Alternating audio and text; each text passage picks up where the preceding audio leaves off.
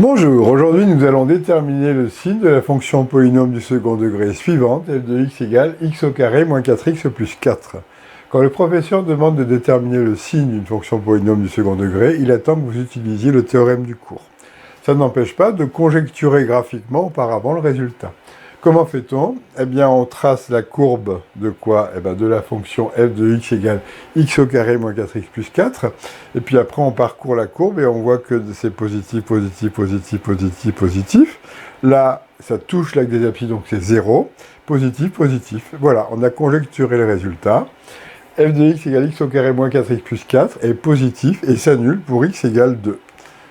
Alors maintenant, je vais m'intéresser à l'étude du signe en utilisant le théorème. Alors d'abord, nous allons identifier les coefficients. Est-ce que le polynôme est bien ordonné? Oui, il y a les x au carré, les x et les nombres, donc on peut y aller. Alors a égale 1, puis quand il n'y a rien devant x au carré, ça veut dire que c'est une fois x au carré. B égale moins 4, C égale 4. Ensuite, on va calculer delta en remplaçant A, B, C par ce qu'on a trouvé, c'est-à-dire 1, moins 4 et 4. Attention, quand un nombre est négatif, mettez-le entre parenthèses. Comme ça, on fait moins 4 au carré, ça fait 16. Si vous prenez votre machine, vous faites moins 4 au carré sans parenthèse, ça fait moins 16, c'est faux. Alors, 4 fois 1 fois 4, ça fait 16. 16 moins 16, ça fait 0. Comme delta égale 0, eh bien, ax au carré plus bx plus c sera toujours du signe de a et s'annulera pour x0 égale moins b sur 2a. Alors, on calcule x0 égale moins b sur 2a en remplaçant a et b par 1 et moins 4. Donc, ça va nous faire moins 4 sur 2 fois 1, moins par moins plus 4 sur 2, ça fait 2. Alors ensuite, je dresse le tableau de signes de la fonction polynôme. Alors comme a est égal à 1, le signe de a est positif. Donc ça veut dire que du signe de a, plus et plus, et il s'annule pour 2. Donc on met bien le 0. Alors, on a dans un premier temps conjecturé graphiquement.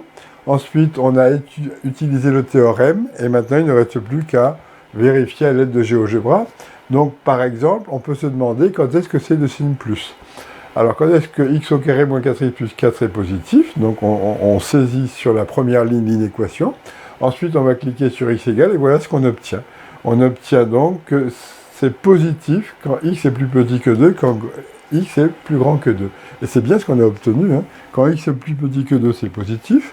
Quand x est plus grand que 2, c'est positif. Et si x égale 2, ça fait 0. Voilà. Donc, ce qu'on a trouvé avec GeoGebra confirme bien notre résultat. On peut donc passer à la question suivante. Voilà.